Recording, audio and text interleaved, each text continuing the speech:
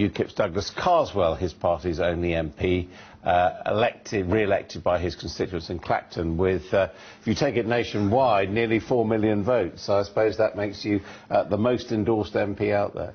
Well, unfortunately, it didn't actually mean many UKIP MPs in the chamber, but yeah, it's an extraordinary system, isn't it? And I think actually the latest elections made the status quo pretty much indefensible. You've got 5 million people who voted either UKIP or Green, and you've only got 2 UKIP/Green MPs in the chamber. Something's going to have to change.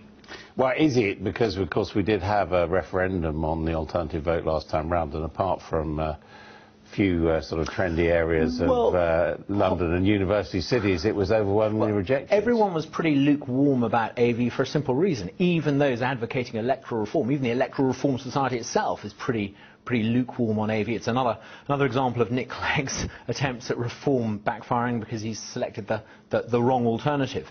I think we need to look seriously at a more proportional system, which AV isn't, and that means either AV plus or STV, multi-member seats. I mean, that's the problem, isn't it? Because, I mean, you make a great virtue in Clacton, for example. You're known for being a very diligent constituency MP, and as your constituency gets bigger, or perhaps you're on a list, you wouldn't have that same tie to that same number of people. You need that constituency link, but if you had choice and competition over local representation, if you got rid of the sort of monopoly system that you have with the safe seats, different MPs would have to compete to best serve the interests of their constituents. You know, until the 1880s in this country, until coincidentally the time that people gave ordinary working men the vote, we had a system of multi-member seats. So you had, on average, 2 MPs per constituency. You had that choice and competition. Round about the time they gave ordinary people the vote, they had to change the system so that the Westminster elite could control those that were elected by ordinary people. But, you know, there's nothing traditionally British about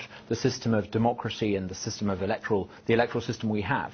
There are other better ways of doing it, and I think if we had a system that basically meant the first and second past the post were the MPs, it would be far more representative. But I mean, take the SNP, for example. I mean, they have in the past supported proportional representation. And they were there outside Downing Street. And they were there today, and yet the system has massively over-represented them in Scotland. Well, I think actually, just to their great credit, they're arguing for change because they believe in a fairer system of democracy, not simply for personal party advantage. And I think that's to their great credit, and it was great to see them there as part of this broad coalition for change.